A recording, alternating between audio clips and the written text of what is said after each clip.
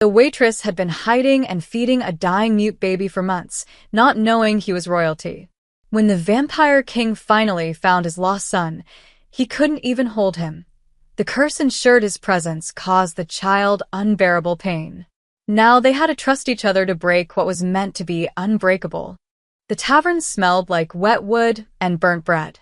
Valerius pushed the door open slowly, snow sliding off his cloak onto the stone floor. 3 men sat near the fireplace. They stopped talking the moment they saw him. He didn't blame them. Even dressed like a traveler, he looked wrong. Too pale. Too still. Eyes that reflected the firelight like an animal's. "We're closing soon," the barkeeper said, not meeting his gaze. "I only need a drink," Valerius replied. His voice was quiet, but it carried. "And information." The barkeeper hesitated, then nodded toward a corner table. Valerius had been searching for 6 months. 6 months since the witch's vision showed him a child, his child, alive somewhere in the human lands. The son who had been stolen from the royal nursery the night of the coup.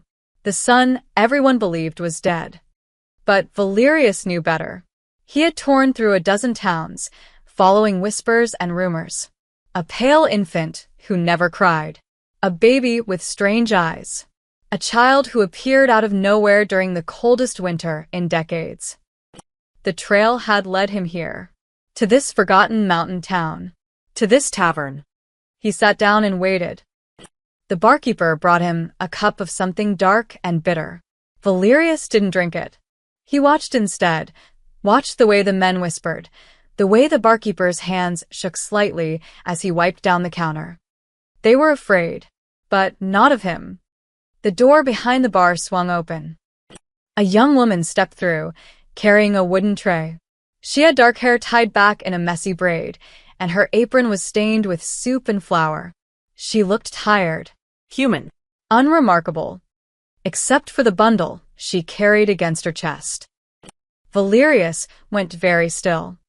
The woman, Mira, he would later learn, moved to the table near the fire and set down bowls of stew for the 3 men.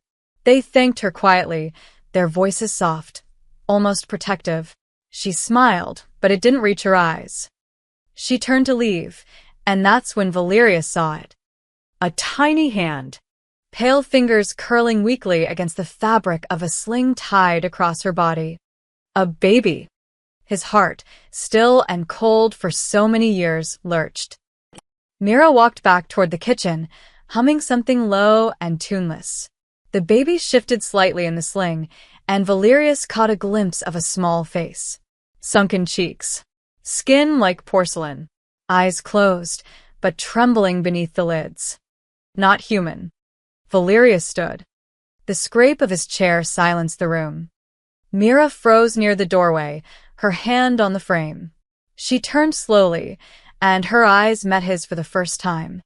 "Miss," Valerius said carefully. "The child." Her expression didn't change, but her grip tightened on the doorframe. "He's asleep. Let me see him." "No." The barkeeper stepped forward, his voice shaking. "Sir, please. She's just a girl. The baby's sick, that's all. Leave them be." Valerius ignored him. He moved toward Mira, each step deliberate. She didn't run, didn't scream. She just stood there, one hand moving protectively over the bundle at her chest. "I won't hurt him," Valerius said. "That's what they all say." He stopped 3 paces away, close enough to see the dark circles under her eyes, close enough to hear the faint, labored breathing of the infant, close enough to feel it. The pull, the recognition. Blood called to blood, even cursed, even broken. "Please," Valerius whispered. "Let me see his face." Mira stared at him for a long moment. Then, slowly, she pulled back the edge of the blanket. The baby was impossibly small. His skin was almost translucent, veins visible beneath like cracks in glass. His hair was white blonde, wispy and thin. His lips were parted slightly, and his breathing was shallow, uneven. But it was his eyes that confirmed everything. They opened. Just barely. Just enough. Black eyes. Fully black. No iris. No white. Vampire eyes. And the moment they fixed on Valerius, the baby convulsed. A soundless scream tore through his tiny body. His back arched, his mouth opened wide, but no sound came out. His fingers clawed weakly at the air, trembling violently. Mira gasped and turned away, clutching the baby tighter. Stop. Get away from him. Valerius staggered back, as if struck. No. No. He knew this curse. He had seen it once before, in the old texts. A blood curse, designed to sever a parent from their child. The closer the father, the more the child suffered. It was a curse meant to ensure the heir could never be raised, never loved, never saved. His name, Valerius said hoarsely. What did you name him? Mira turned back, her eyes wet. The baby had gone limp in her arms, panting softly. I don't know what his name is. I found him outside my door 4 months ago, wrapped in a blanket with gold thread. He doesn't cry. He doesn't make any sound. And every time someone gets too close, her voice broke. He hurts. Valerius felt something crack inside him. Something that had held together through exile, betrayal, and loss. His name is Lucian, he said quietly. And he is my son. Myra's eyes went wide. The barkeeper dropped his rag. Valerius took a slow breath, forcing himself to stay calm. I am Valerius Corin, king of the Night Court. And that child is Prince Lucian, the heir who was stolen and cursed the night my throne was taken. Mira didn't move. Didn't speak. Valerius met her gaze. You saved his life. I owe you more than words can repay. But I need you to trust me now, his voice dropped. Because the people who did this to him are still hunting. And if they find him here, they will kill everyone in this town to make sure he dies. The fire crackled. Somewhere outside, a wolf howled. And in Myra's arms, the mute baby prince stirred, his tiny fingers curling weakly into the fabric of her apron. Mira didn't let go of the baby. Prove it, she said. Valerius blinked. In all his years as king, no one had ever demanded proof from him. They simply obeyed or died. But this human girl, exhausted and shaking, held his son and looked at him like he was a stranger who might be lying. He respected that. Valerius reached into his coat and pulled out a small object. A ring. Heavy gold, set with a black stone that seemed to swallow the firelight. Engraved along the band were symbols, old words in a language most humans had never seen. He held it up. This is the Corin seal, the crest of the Night Court. Look at the blanket you found him in. Mira hesitated, then shifted the baby carefully and pulled at the edge of the cloth wrapped around him. The fabric was fine, too fine for a mountain town. And there, stitched in silver thread, was the same symbol from the ring. A crescent moon pierced by a sword. Her face went pale. Oh gods! The usurper's name is Casimir, Valerius continued, his voice flat. He was my brother. He poisoned half the royal guard, stormed the palace, and took the throne while I was away negotiating a treaty. By the time I returned, my wife was dead. My son was gone. And I was declared a traitor. Mira looked down at Lucian. The baby's eyes were half closed now, his breathing still shallow. Why curse him? Why not just kill him? Because Casimir is cruel, Valerius said bitterly. He wanted me to suffer. He wanted me to know my son was alive but unreachable. The curse ensures that I can never hold him, never raise him, never be his father. The closer I am, the more pain he feels. If I stay near him too long, he stopped, his jaw tight. He'll die. Myra's arms tightened around Lucian instinctively. Then why did you come here? Why find him at all if you're just going to hurt him? Because he's dying anyway, Valerius snapped. Then, quieter. The curse is killing him. Slowly. I can feel it, his life force is fading. Without the magic of the royal bloodline to sustain him, he won't survive another season. The room was silent except for the crackling fire. Mira looked at the baby in her arms. Lucian's tiny face was gaunt, his cheeks hollow. She had tried everything: goat's milk, warm broths, even her own blood once in desperation. Nothing helped. He was wasting away. I didn't know what he was, she said softly. I just knew he needed help. Why did you keep him? Valerius asked. You could have left him in the snow. Sent him to the church. No one would have blamed you. Myra's eyes flashed. Because he's a baby. I don't care if he's human or vampire or cursed by every god in existence. He didn't ask for this. He didn't deserve to be thrown away. Valerius stared at her. Something shifted in his chest. Something he hadn't felt in a very long time. Hope. You fed him, he said. How? Mira glanced at the barkeeper, who was standing frozen near the counter. Joran, go check the back. The old man hesitated, then nodded and disappeared through the kitchen door. Mira turned back to Valerius. He can't drink regular milk. It makes him sick. But he can drink blood. She said it like a confession. I've been feeding him my own. Not much. Just enough to keep him alive. A few drops at a time. Valerius felt his throat tighten. You've been bleeding yourself. For months. He was starving. You could have died. So could he. Valerius took a step forward, then stopped immediately as Lucian flinched. The baby whimpered soundlessly, his small body tensing. Valerius forced himself back. His hands clenched at his sides. I can't even get close to him, he said, his voice raw. I'm his father, and I can't hold him. Can't comfort him. I can't, he stopped, turning away sharply. Mira watched him. This man, this king, who had walked into her tavern like death itself, now stood with his shoulders hunched, his hands shaking slightly. He wasn't a monster. He was a father who couldn't touch his son. There has to be a way to break it, Mira said. The curse. There has to be. Valerius didn't turn around. I've searched for 6 months. Every witch, every blood mage, every scholar who survived the purge. Most are dead. The few who remain say the same thing. Blood curses can only be broken by the one who casts them. And Casimir will never break it willingly. Then we find another way. There is no other way.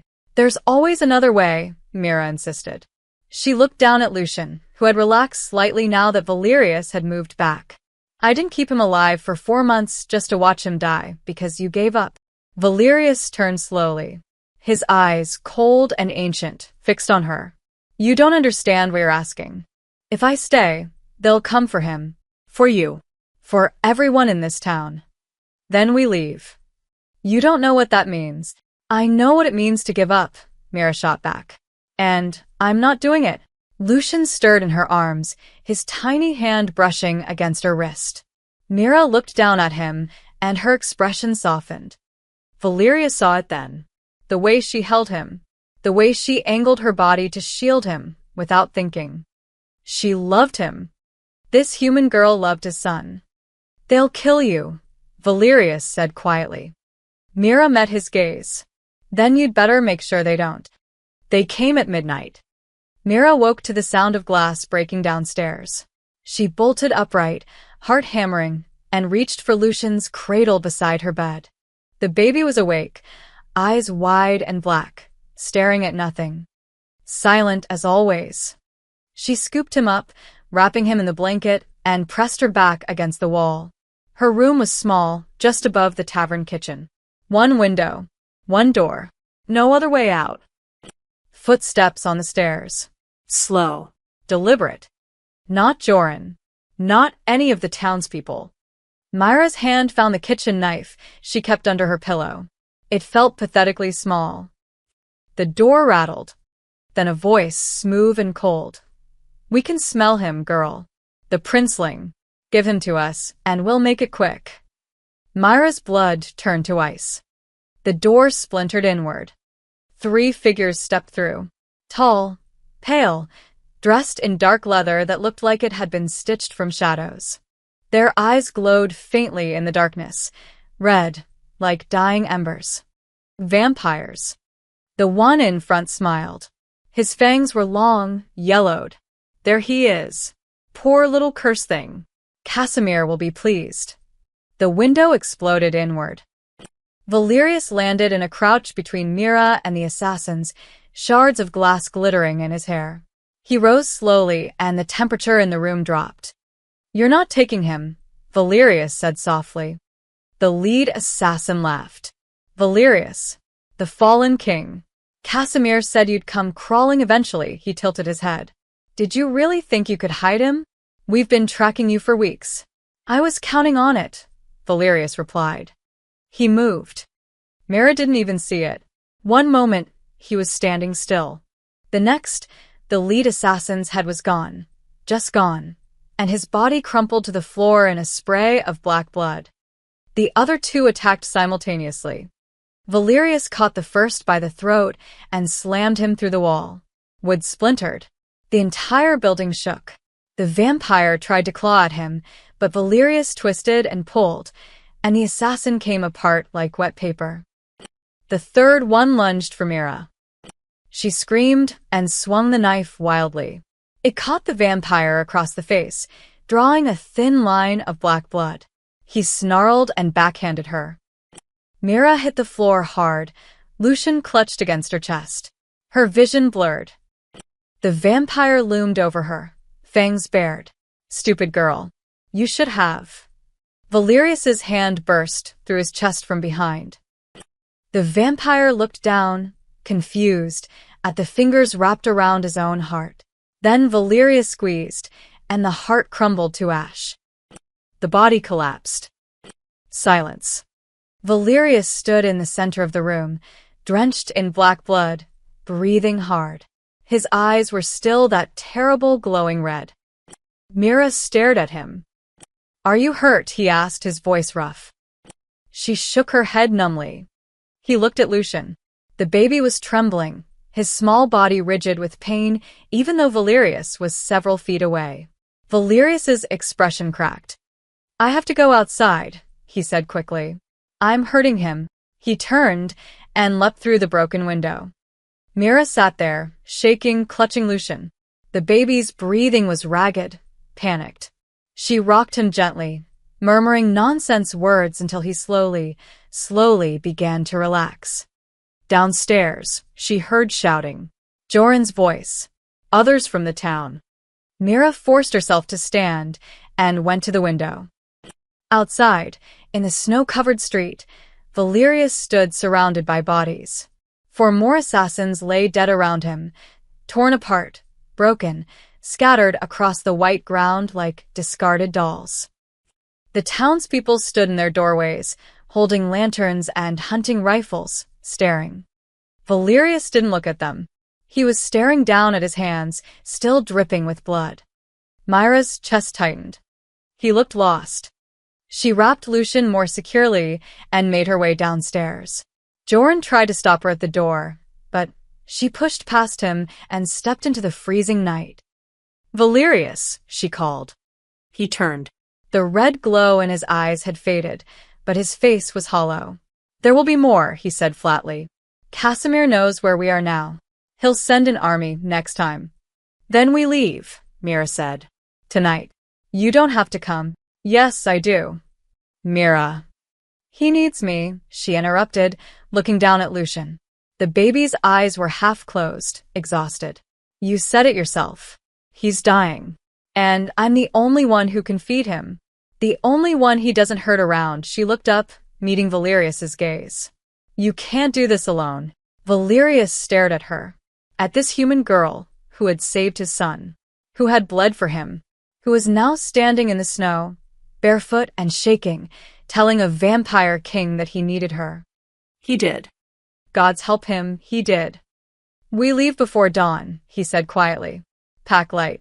Only what you need." Mira nodded. She turned to go back inside, then paused. "Valerius?" "Yes. Thank you. For saving us." He looked at the bodies around him, at the blood staining the snow. "I should have been faster," he said. Mira didn't argue. She just went inside, holding his son close. Valerius stood alone in the cold, surrounded by death, and wondered if he was leading them to safety or to something far worse. They left 2 hours before dawn. Mira had one bag. Clothes, a few pieces of bread, a water skin, and the blanket Lucian had been found in. Everything else, her room above the tavern, the tips she'd been saving, the life she'd built, stayed behind. Joran had tried to give her money. She'd refused. "You'll need it more than me," she'd told him. "Casimir's people might come back. You should leave too." The old man had just shaken his head. "I've been here 40 years, girl. I'm too old to run now." Mira hugged him. She didn't say goodbye. It felt too final. Now she stood at the edge of town, Lucian bundled against her chest, watching Valerius prepare 2 horses. He worked silently, efficiently, checking straps and supplies with the precision of someone who'd done this 1,000 times. He was different in the daylight, or what passed for it in the pre-dawn gray. Less terrifying, more tired. "Can you ride?" he asked without looking at her. "A little. You'll ride with me. It's safer." Mira frowned. "Won't that hurt him? Being close to you?" Valerius's jaw tightened. Yes. "But it's a risk we have to take. If we're separated and they find you alone..." He didn't finish. Mira looked down at Lucian. The baby was awake, staring up at her with those endless black eyes. She stroked his thin cheek. "We'll be okay," she whispered. She wasn't sure if she was talking to him or herself. Valerius mounted his horse, a massive black stallion that looked like it could crush a man's skull with one kick. He reached down. Come. Mira took his hand. His skin was cold. Not corpse cold, but like stone that had been left in shadow. He pulled her up easily, settling her in front of him. Lucian immediately began to tremble. "Hold him tight," Valerius said, his voice strained. "Talk to him. It helps." Mira wrapped both arms around the baby and began humming, the same tuneless melody she always did. Lucian shook, his tiny body rigid, but he didn't convulse. Not yet. Valerius spurred the horse forward. They rode in silence for the first hour. The mountain path was narrow, winding through pine forests heavy with snow. Mira could feel Valerius behind her, tense and unmoving, trying to keep as much distance as possible while still keeping them both on the horse. It wasn't enough. Lucian's breathing grew more labored. His small fingers clutched weakly at Myra's shirt. "We need to stop," she said. "Not yet. Valerius. We're still too close to town. Another hour." "He can't last another hour." Valerius pulled the horse to a halt so abruptly that Mira nearly fell forward. He dismounted in one smooth motion and stepped back several paces. Lucian gasped, a horrible, silent, shuddering gasp, and went limp in her arms. Myra's heart stopped. "No, no, no." She pressed her fingers to his neck. Pulse. Faint but there. "Is he breathing?" Valerius asked, his voice sharp with panic. "Barely."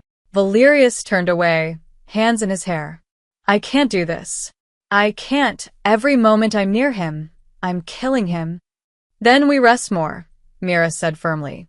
"We travel in intervals. You ride ahead, I follow at a distance with him. That makes you vulnerable." "I'm already vulnerable," Mira snapped. "I'm a human carrying a vampire baby through the mountains with assassins hunting us. But at least this way he won't die from being near his own father." Valerius flinched. Mira immediately regretted her tone. She softened. "I'm sorry." She looked down at Lucian, who was beginning to stir again. "We'll figure it out. We have to." Valerius was quiet for a long moment. "Then, there's a place. 3 days north. A witch lives there. Ariadne." "A witch?" Myra's eyes widened. "You think she can break the curse?" "I don't know," Valerius admitted. "But she's the oldest living mage I know. If anyone has answers, it's her." He turned back to face Mira. "The journey will be dangerous. The roads are watched. We'll have to travel through the Blackwood, a forest even most vampires avoid." "Why?" "Because things live there that are older than us. Hungrier." Mira swallowed hard. "Do we have a choice?" No. She looked down at Lucian again. The baby's eyes were open, watching her. Always watching. Never making a sound. Then we go, she said. Valerius studied her. This human girl, who should have been terrified. Who should have run the moment she learned what he was. Instead, she sat there, holding his dying son, agreeing to walk into nightmare itself. Why are you doing this? He asked quietly. Mira blinked. What? You don't know me. You don't owe me anything. You could have given him to me and walked away. Built a new life somewhere safe, his voice dropped. Why risk everything for a cursed child? Mira was silent for a moment. Then she looked up at him. Because someone has to, she said simply. And right now I'm all he has. We're all he has, Valerius thought. A fallen king and a human waitress. Against an empire. We should keep moving, he said. Mira nodded. But this time, when she mounted the horse, Valerius stayed behind. He would follow at a distance. Far enough that Lucian could breathe. Close enough to reach them if death came calling again. The Blackwood earned its name. The trees were massive, ancient things that blocked out the sky. Their bark was black as charcoal, and nothing grew beneath them. No grass, no moss, just bare earth and the occasional pale mushroom that glowed faintly in the darkness. Mira rode in silence, Lucian sleeping fitfully against her chest. Valerius was somewhere behind them. She couldn't see him, but she could feel him, a cold presence at her back. On the second day, she finally spoke. Tell me about the curse, she called over her shoulder. For a long moment, there was no response. Then Valerius emerged from the shadows, leading his horse alongside hers. He kept a careful distance. What do you want to know? He asked. How does it work? Why does your presence hurt him? Valerius was quiet, his expression unreadable. Blood curses are complicated. They twist the natural bonds between parent and child. Normally, a vampire father's presence strengthens his heir. The bloodline itself feeds the child, helps them grow. He paused. Casimir reversed it. He made my presence poison. Every moment I'm near Lucian, the curse feeds on my connection to him, draining his life force to fuel the magic. Mira felt sick. So the closer you are, the faster he dies, Valerius finished. And if I were to hold him, to try to feed him my blood, as a father should, he stopped. What? He would burn from the inside out. Myra's arms tightened around Lucian instinctively. That's monstrous. That's Casimir. Valerius's voice was flat, emotionless. He wanted to make sure I could never reclaim my throne. A king without an heir is just a man. A father who can't touch his son is, he stopped himself. Broken, Mira finished softly. Valerius didn't respond. They rode in silence for a while. Then Mira asked, what was he like? Before. Casimir. My brother. Valerius's jaw tightened. My younger brother. Ambitious. Clever. I trusted him. He laughed bitterly. I trusted him with everything. My kingdom. My family. And he took it all. Your wife, Mira said carefully. You said she died. Valerius's hands tightened on the reins. Elara. She was human like you. The court hated her for it, but I didn't care. She was... He trailed off, his expression distant. She was kind. She made me believe I could be more than just a king. More than just a monster. You're not a monster, Mira said. He looked at her. You saw what I did to those assassins. I saw you protect your son. I tore them apart.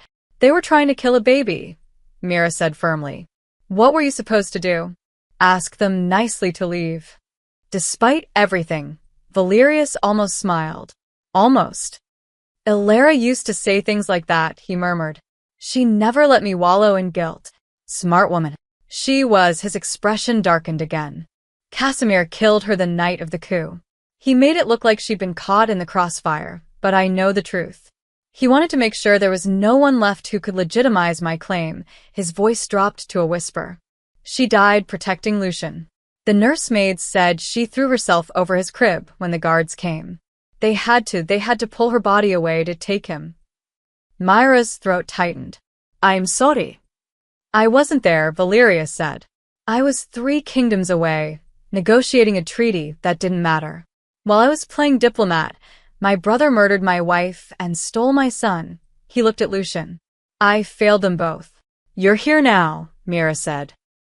6 months too late. But you're here. She shifted Lucian in her arms. You could have given up. Assumed he was dead. But you didn't. You searched. You found him. That counts for something. Valerius stared at her. Why do you have so much faith in me? Because he does, Mira said, looking down at Lucian. Every time you're near, he's in pain. But when I say your name, he calms down.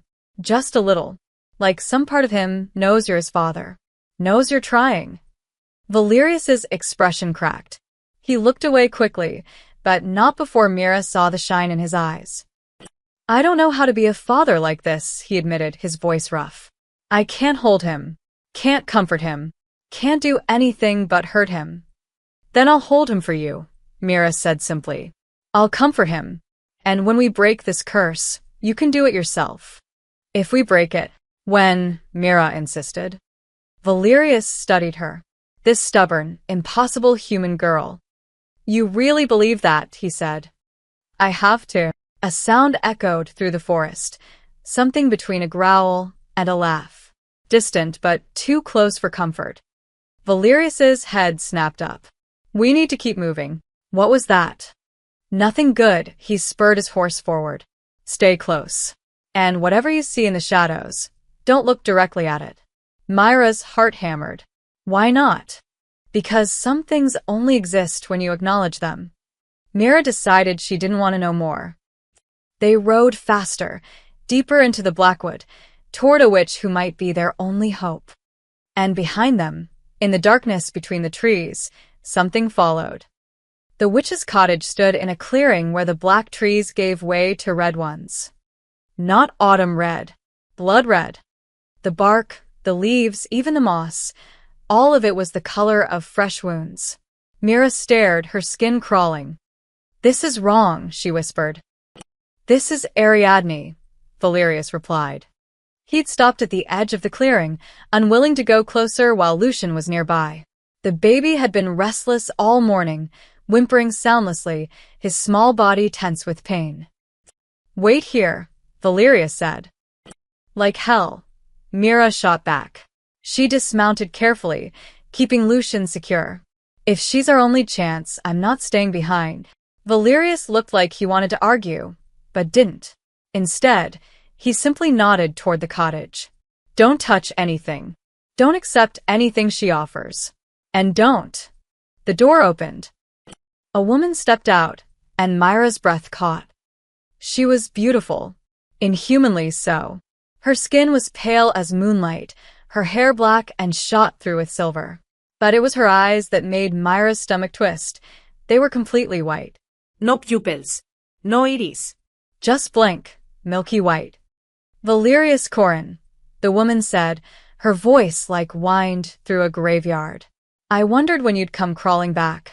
Ariadne, Valerius inclined his head. I need your help. You always do, the witch's blind eyes somehow fixed on Mira. And you've brought a human. How quaint. Mira forced herself to speak. My name is Mira. I didn't ask. Ariadne's gaze, if it could be called that, moved to the bundle in Myra's arms. Her expression shifted. Oh, you foolish, desperate man. You found him. I need you to break the curse, Valerius said. Ariadne laughed. It wasn't a pleasant sound. A blood curse woven by Casimir himself? You might as well ask me to resurrect the moon. You're the strongest witch alive. I'm the strongest witch alive because I know which battles not to fight, Ariadne interrupted. She turned and walked back toward the cottage. Come inside. The child is suffering. Mira glanced at Valerius. He nodded tightly. She followed the witch inside. The cottage was larger than it looked from the outside, impossibly so. Shelves lined every wall, crowded with jars of things Mira didn't want to identify. Herbs hung from the ceiling. Strange symbols were carved into the floorboards. And in the center of the room stood a table covered in bones. "Lay him down," Ariadne said, gesturing to a cleared space near the fireplace. Mira hesitated. "I won't hurt him, girl. I'm many things, but I don't harm children." The witch's voice softened slightly. "Even cursed ones." Mira carefully laid Lucian down on a nest of blankets. The baby's eyes were open, staring at nothing, his chest rising and falling rapidly. Ariadne knelt beside him. She didn't touch him, just held her hands above his small body, fingers moving in strange patterns. The air grew cold. "Casimir's work," she murmured. "Elegant. Vicious. He always had a talent for cruelty." She looked at Valerius, who stood in the doorway, unable to enter. "He used your own blood against you. The curse feeds on your paternal bond. The stronger your love, the more it hurts him. Can you break it?" Valerius's voice was tight. Ariadne was silent for a long moment. "Yes." Myra's heart leaped. Then, but not without cost, Valerius stepped forward, then stopped immediately as Lucian convulsed. He forced himself back, fists clenched. "Name it." Ariadne stood, her white eyes fixed on him. "Blood curses require blood sacrifice. To break the bond," Casimir twisted, "you must offer something equal in value." She paused. "You must give up a portion of your immortality."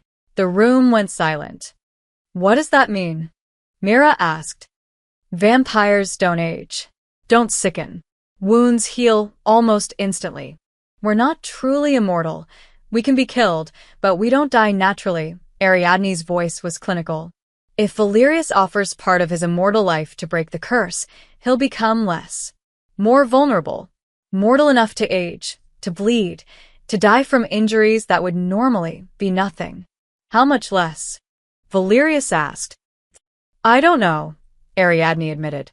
"The magic will take what it takes. You might lose decades, centuries. You might become fully human." She tilted her head.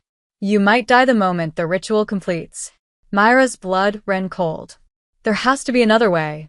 "There isn't. You're asking him to give up everything." "I'm asking him to choose," Ariadne said sharply. "His power or his son. His immortality or his heir. It's the only way." Mira turned to Valerius. He stood in the doorway, his face unreadable. "Valerius, you can't." "I'll do it," he said quietly. "No." "Mira," he met her eyes. "He's my son. I wasn't there when Alara died protecting him. I wasn't there when he was cursed. I wasn't there when he was abandoned in the snow." His voice cracked. "I will be there for this. You could die. Then I'll die a father." He looked at Ariadne. "When?" "Now," the witch said. "Before you lose your nerve." She began gathering items, candles, a silver knife, a bowl made of bone. Mira watched, numb with fear. Valerius knelt at the threshold, as close as he dared. He looked at Lucian, his son, suffering and silent. "I'm sorry," he whispered, "for all of it, but I'll fix this. I promise." Ariadne lit the candles. "Then let's begin." The ritual required blood. Ariadne carved symbols into the floor around Lucian with a silver knife, muttering words in a language that made Myra's teeth ache. The candles flickered despite no wind, their flames burning blue instead of orange. "Bring the child to the center," Ariadne commanded. Mira lifted Lucian carefully. The baby was trembling, his small body cold. She placed him in the middle of the circle, her hands shaking. "Now you," Ariadne said, looking at Valerius. He stepped forward. Lucian immediately convulsed, his back arching, mouth open in a soundless scream. Valerius stopped, agony clear on his face. "You have to get closer," Ariadne said. "I can't. You must. The curse binds you to him. To break it, you must be close enough for it to fully manifest. Close enough to kill him." Myra's heart stopped. "What?" "The curse will fight to survive," Ariadne explained coldly. "When Valerius gets close enough, it will try to burn the child alive from the inside. That's when I can sever it, but only if Valerius holds steady. If he pulls away, the curse remains and the child dies anyway. Valerius stared at his son, writhing in pain. You're asking me to torture him. I'm asking you to save him. Mira knelt beside Lucian, holding his tiny hand. Tears streamed down her face. There has to be another way. There isn't, Ariadne repeated. She looked at Valerius. Decide. Now. He doesn't have much time left. Valerius closed his eyes. When he opened them, they were hard, resolved. He stepped into the circle. Lucian screamed.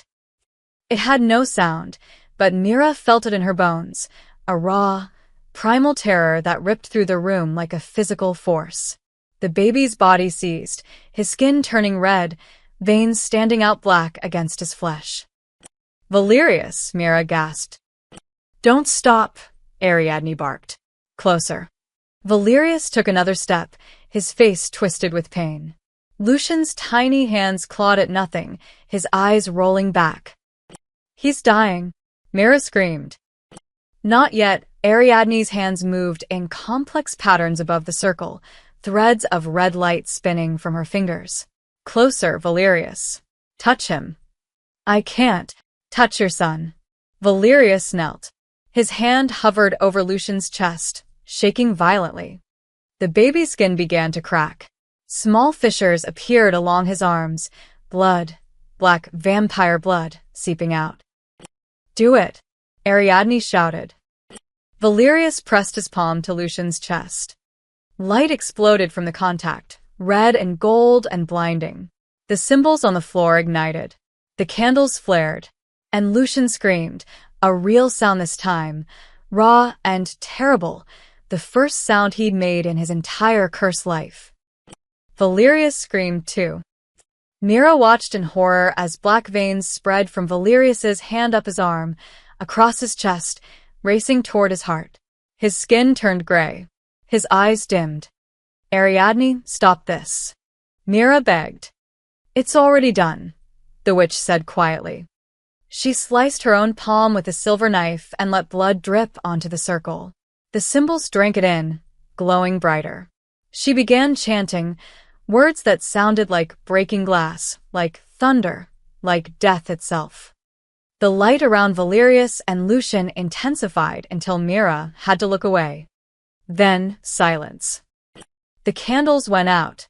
The symbols faded. Mira blinked away the spots in her vision and looked. Valerius had collapsed onto his side, his hand still resting on Lucian's chest. The black veins were still visible beneath his skin, but fading slowly. His breathing was ragged, labored. Human breathing.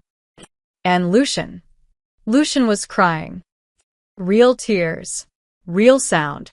Weak and hoarse, but real. Mira sobbed and scooped him up. The baby wailed against her shoulder, his small body warm, actually warm, for the first time since she'd found him. Is it broken? She asked desperately. Is he? The curse is gone, Ariadne said. She looked exhausted, leaning heavily against the table. The boy will live. Mira looked at Valerius. He hadn't moved. Valerius? She knelt beside him, still holding Lucian. Valerius, can you hear me? His eyes opened slowly. They were no longer red. They were gray, human gray. Did it work? He rasped. He's crying, Mira said, tears streaming down her face. He's crying, Valerius. You did it. Valerius closed his eyes, and something like relief washed over his face. Then he coughed. Blood, red human blood, flecked his lips. Ariadne. Myra's voice cracked with panic. The witch moved forward, examining him with those blind white eyes. The magic took more than I expected. His immortality is almost entirely gone. He'll heal, but slowly. Like a human. Will he die? Not today, Ariadne straightened. But he's no longer unkillable. A sword will kill him now. Poison. Time itself, eventually. Valerius laughed weakly. Worth it. Mira held Lucian closer. The baby's cries were growing softer, more tired. She looked at Valerius. Pale, bleeding mortal, and felt her chest tighten. He'd given up everything. "Can you sit up?" she asked gently. Valerius tried. Failed. Tried again with her help, and managed to prop himself against the wall. Mira hesitated, then carefully moved closer with Lucian. The baby didn't convulse. Didn't scream. He just stared at Valerius with wide black eyes, tears still wet on his cheeks. "Hello, Lucian," Valerius whispered. "I'm your father." And for the first time, he reached out and touched his son's face.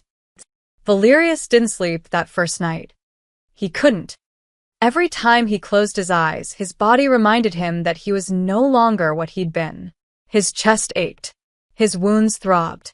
His heartbeat, now loud and insistent, hammered in his ears like a drum he couldn't silence. Mortality was loud. Mira had made him lie down on a pile of furs near the fire. He'd argued. She'd won. "You're not invincible anymore," she'd said firmly. You need rest. Actual rest. He'd wanted to tell her he'd gone decades without sleep before, that vampire kings didn't need something as mundane as rest. But he wasn't a vampire king anymore. Not entirely. He stared at the ceiling of Ariadne's cottage, listening.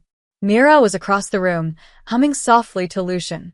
The baby had finally stopped crying an hour ago, exhausted from using his voice for the first time. The sound of that cry still echoed in Valerius's mind. Pain. Terror. Relief. His son's first words had been screams. And it was his fault. "Stop thinking so loud," Ariadne said from the shadows. "You'll give yourself a headache." "Oh wait, you can actually get those now." Valerius turned his head slowly. The witch sat at her table, crushing something in a mortar. "I didn't hear you come in. Your senses are duller now." Human adjacent, she didn't sound sympathetic. "You'll adjust. Or you won't. Either way, stop brooding. The child is alive. That's what matters." "I know. Do you?" Ariadne set down the mortar and turned those blank white eyes toward him. "Because you look like a man at a funeral, not a father who just saved his son." Valerius was quiet for a moment. Then, "I can feel it. The weakness. Every breath takes effort. My body aches in ways I'd forgotten existed." He flexed his hand slowly. I'm "Less. You're human," Ariadne corrected. "There's a difference." "Not to me." "Then you're a fool." The witch stood and crossed to him, holding a cup of something that smelled like burnt herbs. Drink. "It'll help with the pain." Valerius took it but didn't drink. "How long?" "How long what? How long do I have? Before this body gives out?" Ariadne tilted her head. "I don't know. Decades, maybe. A century if you're lucky and careful. You're not fully human. There's still vampire blood in you, still some strength, but you're no longer ageless." She paused. "You'll die eventually, like everyone else." The words hung in the air. Valerius had lived for 3 centuries. He'd seen kingdoms rise and fall, watched generations of humans live and die like mayflies. He'd never thought about his own ending. "Will I be strong enough?" he asked quietly. "To protect them? To take back my throne?" "That depends on you." Not a helpful answer. Ariadne smiled coldly. "I'm a witch, not a fortune teller." She turned away. "But if you want my opinion, you were always at your most dangerous when you had something to lose. Immortality made you reckless. Mortality will make you focused." Valerius finally drank the mixture. It tasted like dirt and fire, but the pain in his chest eased slightly. Across the room, Lucian made a small sound. Not a cry, just a tiny whimper. Myra's humming grew softer, more soothing. "Sure, it's okay. You're safe." Valerius watched them. This human girl cradling his son with a gentleness that made his chest ache for entirely different reasons. "She loves him," Ariadne observed, following his gaze. "I know. Do you love her?" Valerius's head snapped toward the witch. "What?" Simple question. Ariadne's expression was unreadable. "The human girl who saved your son, protected him when the world wanted him dead, risked everything to help you break the curse." She paused. Do you love her? I barely know her. That's not what I ask. Valerius was silent. He looked back at Mira, at the dark circles under her eyes, the exhaustion in the set of her shoulders, the way she still smiled down at Lucian despite everything. I don't know, he admitted. Then figure it out, Ariadne said. Because that girl didn't follow a vampire king into the Blackwood for duty. She did it for the child. And you'll need to decide if you're worth her staying for. Before Valerius could respond, Mira stood and walked over, Lucian sleeping against her shoulder. He finally settled, she whispered. I think he's going to be okay. Valerius sat up slowly, wincing. Let me see him. Mira hesitated. Are you sure? The curse is broken, but I'm sure. She knelt beside him and carefully angled Lucian so Valerius could see.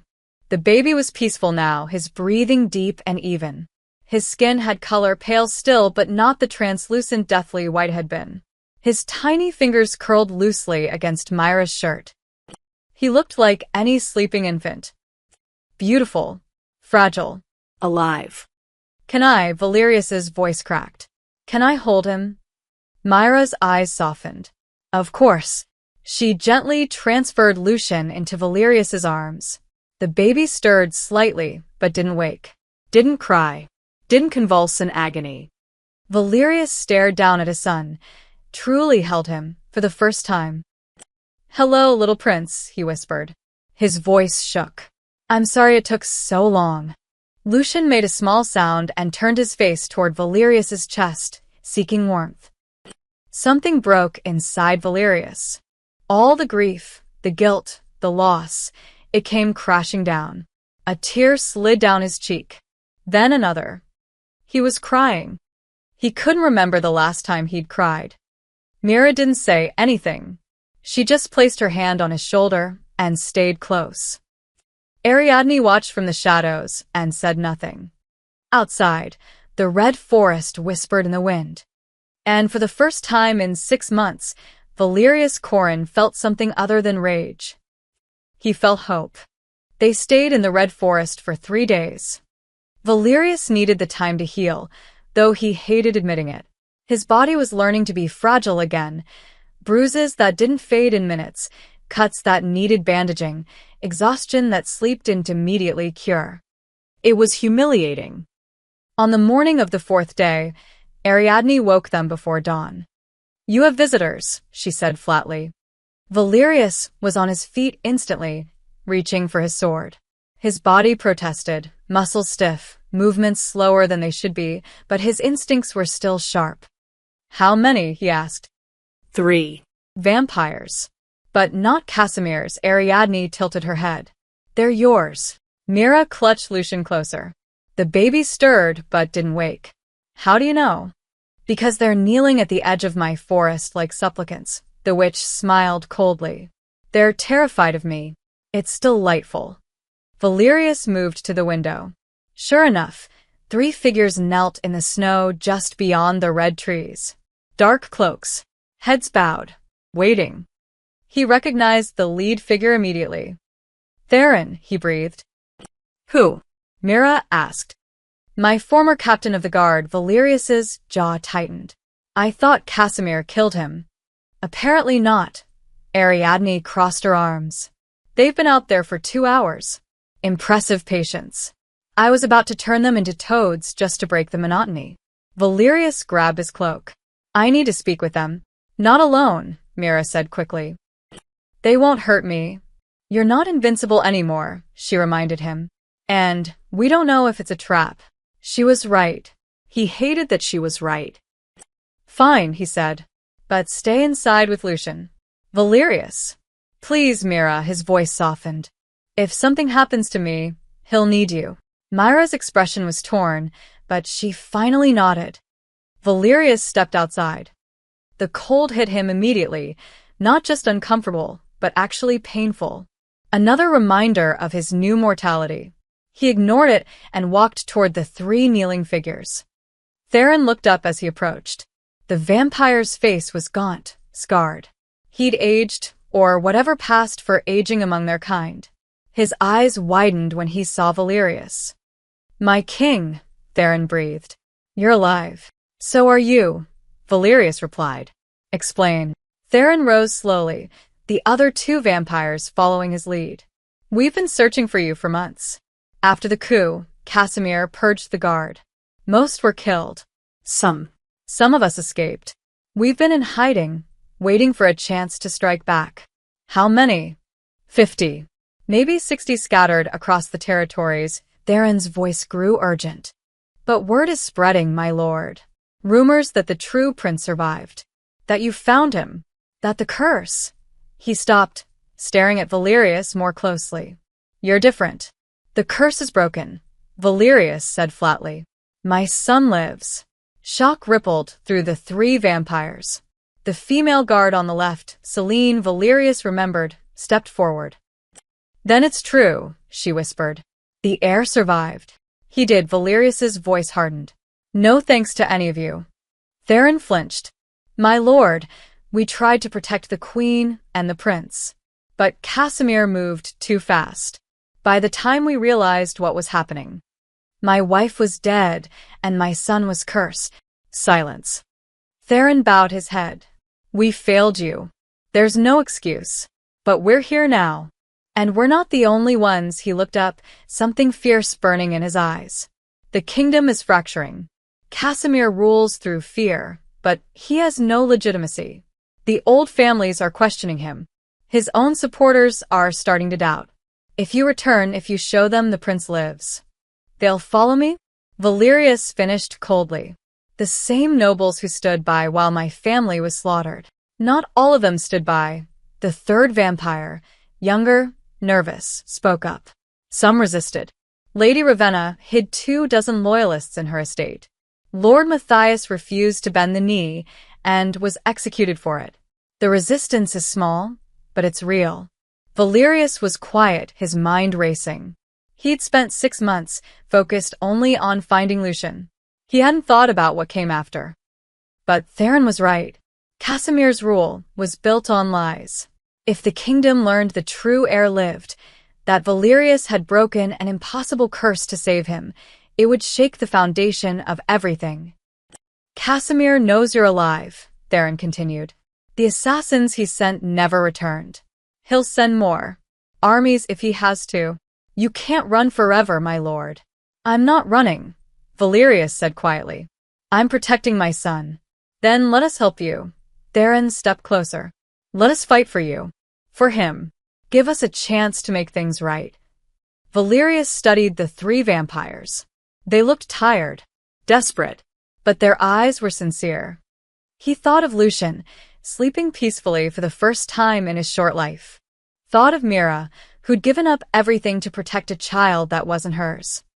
Thought of Alara, dying to save their son. They all deserved better than a life spent hiding in the shadows. "How far is the capital?" Valerius asked. Theron's eyes widened.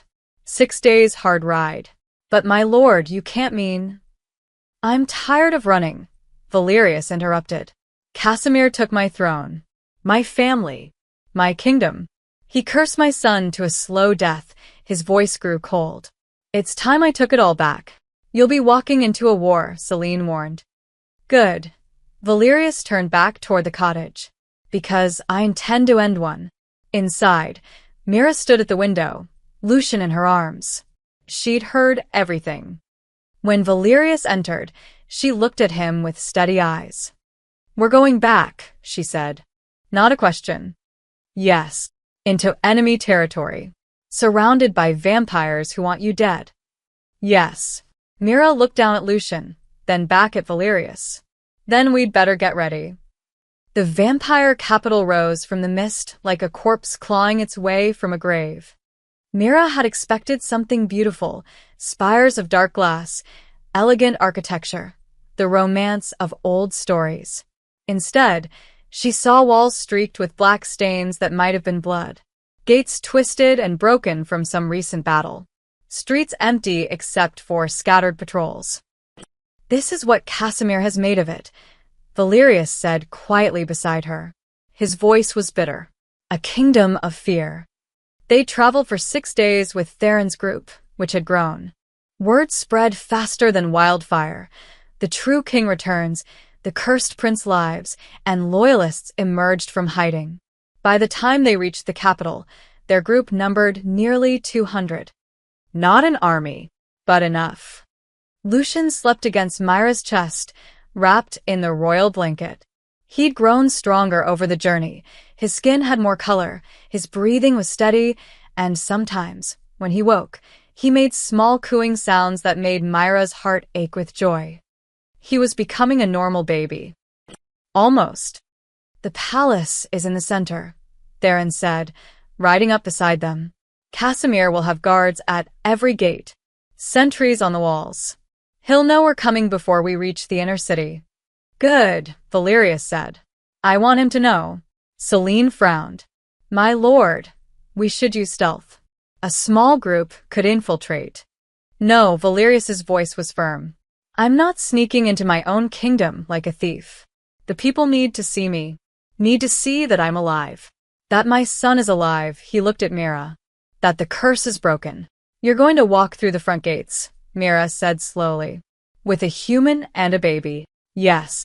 That's insane. That's the point. Valerius turned his horse toward the main road, leading into the city. Casimir rules through terror. Through the belief that he's untouchable. But if the people see me, if they see that the heir survived despite everything he did, it breaks that power. Or it gets us all killed, Mira muttered. Valerius's expression softened. You don't have to come. You can stay with the others. You've done more than. I'm coming, Mira interrupted. Lucian knows me. Trusts me. If you're going to show him to your people, I should be there. You'll be in danger. I've been in danger since the moment I found him outside my tavern. She adjusted Lucian in her arms. Besides, someone needs to make sure you don't do anything stupidly heroic. Despite everything, Valerius almost smiled. They rode forward. The city gates loomed ahead, massive iron things decorated with spikes. Guards stood at attention, perhaps a dozen of them. They saw the approaching group and raised their weapons. Halt, one shouted. State your.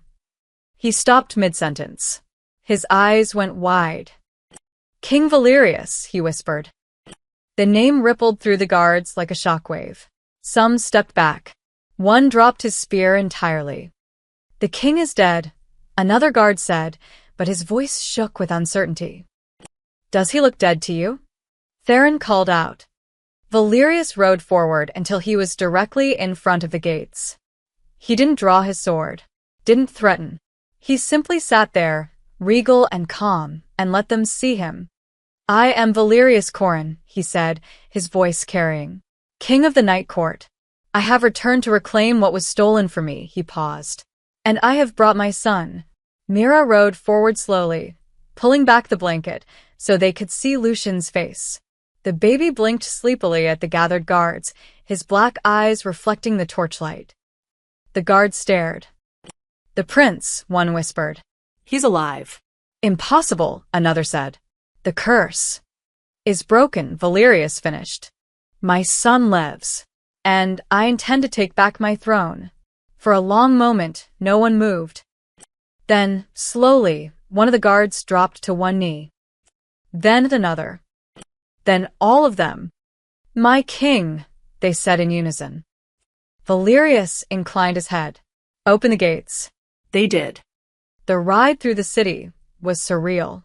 People emerged from their homes, humans and vampires both, drawn by the commotion. They lined the streets, staring in shock as Valerius passed. It's him, Mira heard someone whisper. The true king. He is the prince. The cursed child lives. Some knelt.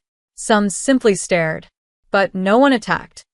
Casimir's supporters were nowhere to be seen. Either they were hiding or they were preparing for a fight. The palace gates stood open. A trap, obviously, but Valerius rode through without hesitation.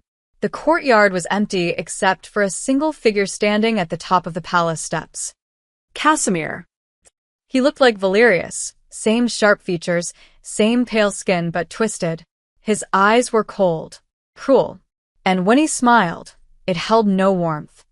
"Brother," Casimir called out, "you've finally come home." Valerius dismounted smoothly, though Mira saw the slight whence he tried to hide. His body was still adjusting to mortality. "This was never your home," Valerius said coldly. "You're a usurper sitting on a stolen throne." "Am I?" Casimir descended the steps slowly. "I rule the kingdom. The nobles bow to me. The armies obey me. What makes you think anything has been stolen?" His eyes flicked to Mira and Lucian. Ah, "The famous curse prince. I'm impressed you found him. More impressed you broke the curse," he tilted his head. "Tell me, what did it cost you?" Valerius said nothing. Casimir laughed. "Your immortality. I can see it in you." You're weaker now. Slower. Mortal, he drew his sword. "Did you really think you could challenge me like this?" "Yes," Valerius said simply. He drew his own blade. "Then let's end this," Casimir said, "the way it should have ended 6 months ago." And he attacked. The swords met with a sound like thunder. Casimir was fast, faster than any human, faster than Valerius now was. He struck 3 times in the span of a heartbeat, each blow aimed to kill. Valerius blocked them all. Mortal or not, he'd been a warrior for 3 centuries. His body might be weaker, but his mind still held every lesson, every battle, every technique he'd ever learned. "You're slow," Casimir taunted, circling. "Pathetic. Is this really the great Valerius Corin? The vampire king who conquered the northern territories?" Valerius didn't respond. He watched. Waited. Casimir lunged again, a feint toward the chest, then a slash at the legs. Valerius sidestepped and brought his blade down hard. It caught Casimir's shoulder, drawing black blood. Casimir hissed and jumped back. "Lucky." "No," Valerius said quietly. "Experienced." Behind them, Mira clutched Lucian tightly, backing toward the palace entrance where Theron and the other loyalists had formed a protective circle. More of Casimir's guards were emerging from the palace, dozens of them, armed and ready. "Theron," Celine shouted. "We're outnumbered. Hold the line." Theron commanded. "Protect the prince." Chaos erupted. Casimir's forces clashed with the loyalists. Steel rang against steel. Bodies fell. The courtyard became a battlefield. But Myra's eyes stayed on Valerius. He was fighting brilliantly, every movement precise, controlled, but she could see the strain. His breathing was labored. Sweat beaded on his forehead. A cut along his ribs bled red instead of black. He was bleeding like a human. Dying like one too, if he wasn't careful. Casimir saw it as well. His smile widened. "You're already tiring. How long can you keep this up? Minutes? Seconds?" He pressed the attack, raining down blows that forced Valerius to give ground. "You sacrificed everything for that wretched child. And for what? So you could die here, in front of him." "Better to die protecting him," Valerius growled, "than live as you do. A coward who murders infants." Something dark flashed in Casimir's eyes. Himno cubart. "I did what you never had the strength to do. I took what I wanted. The throne. The power. The kingdom," he slashed viciously. "You were always too weak. Too human. Even before the curse, you let that mortal woman soften you." "Don't speak of Valera," Valerius snarled. Why? "Because you couldn't protect her." Casimir laughed. "She died begging for mercy, begging me to spare the child. It was delicious." Valerius roared and attacked with a fury that made even Casimir step back. Their blades became a blur, strike, parry, counter, neither giving ground. But Valerius's movements were getting slower. Casimir knew it. He waited for an opening, patient as a snake. And when Valerius's guard dropped for just a fraction of a second, Casimir's blade plunged into his side. No. Mira screamed. Valerius staggered, blood streaming from the wound. He tried to raise his sword, but his arm shook. Casimir twisted the blade deeper. This is where it ends, brother. You should have stayed hidden. Should have let the child die quietly. He leaned close, his voice a whisper. Now you'll die together. Valerius's hand shot up and grabbed Casimir's throat. Casimir's eyes widened in shock. You made a mistake, Valerius rasped. Blood flecked his lips. You thought I came here to fight you fairly. He pulled Casimir closer, close enough that no one else could hear. I came here to make sure you die. A dagger, hidden in Valerius's other hand, drove up under Casimir's ribs, straight into his heart. Casimir gasped.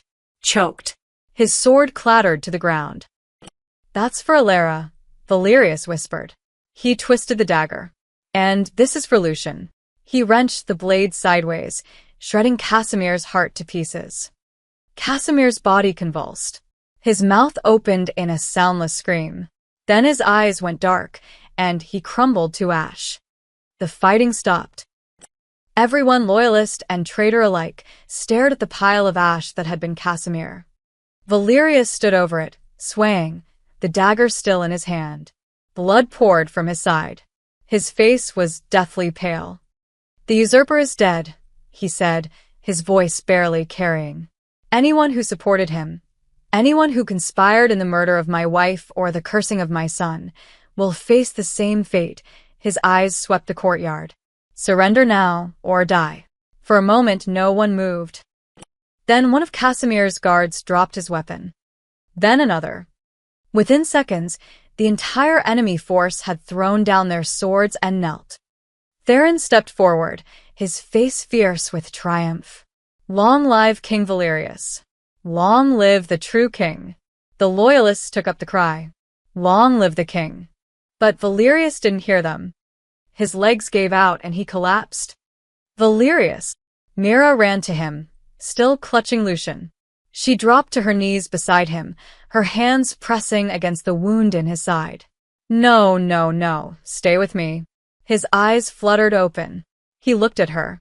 At Lucian. Is he safe? Valerius whispered.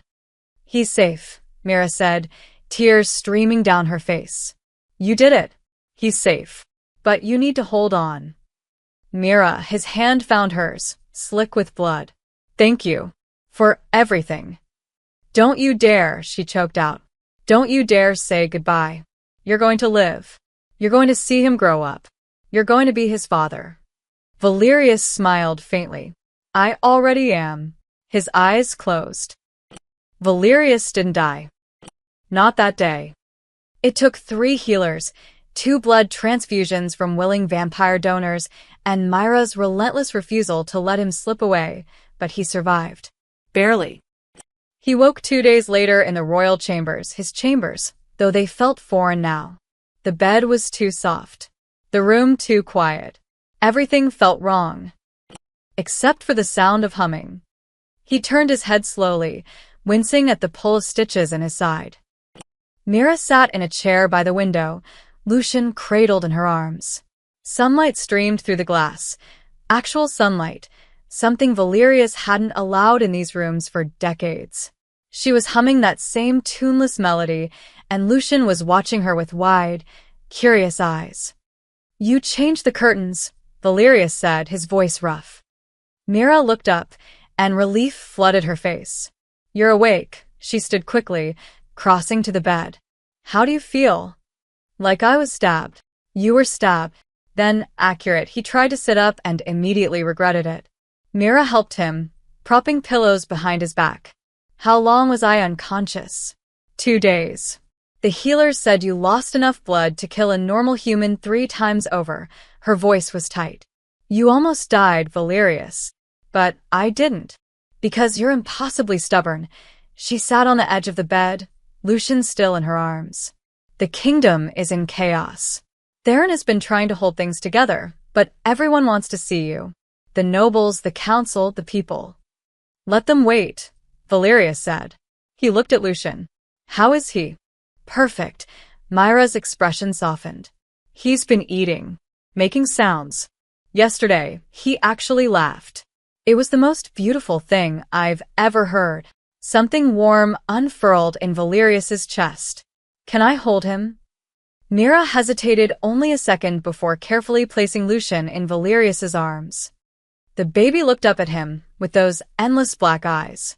Then, impossibly, he smiled, a tiny, gummy smile that made Valerius's throat tighten. "Hello, little prince," Valerius whispered. "I'm sorry I was gone."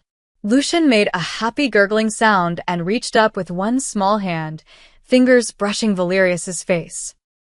No pain. No curse. Just a child touching his father. Valerius's eyes burned with tears he didn't try to hide. "He knows you," Mira said softly. "Every time I say your name, he gets excited. He's been waiting for you." Valerius pressed a kiss to Lucian's forehead. "I'm here now. I promise." A knock at the door interrupted them. Theron entered, bowing low. "My king, forgive the intrusion, but the court is assembled. They're demanding an audience." Valerius sighed. "Tell them." "I'll tell them you'll see them in an hour," Mira interrupted firmly. She took Lucian back from him. "After you eat something and get dressed properly. You're not facing the nobility, looking like death." Theron's lips twitched. "The lady speaks wisdom, my lord." "The lady is bossy," Valerius muttered, but there was no heat in it. Mira just smiled. An hour later, Valerius stood in the throne room. It had been cleaned since the coup, the blood scrubbed away, the broken furniture replaced, but it still felt haunted. Every stone held memories of betrayal. He ascended the steps slowly, his wound still aching, and sat on the throne that had once been his. It felt different now, heavier.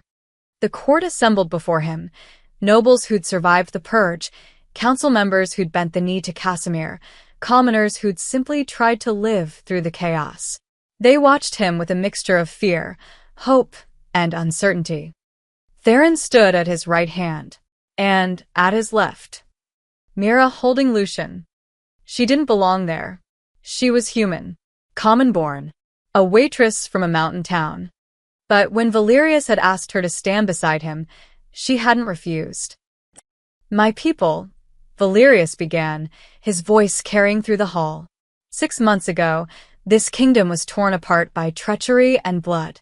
My wife was murdered. My son was cursed and stolen. My throne was taken by a traitor. Silence. No one dared breathe. But my son survived, Valerius continued, saved by a human woman who asked for nothing in return. She protected him when the world turned against him, bled for him, risked everything for him. He looked at Mira. Without her, the heir to this kingdom would be dead. Mira's face flushed red, but she stood tall.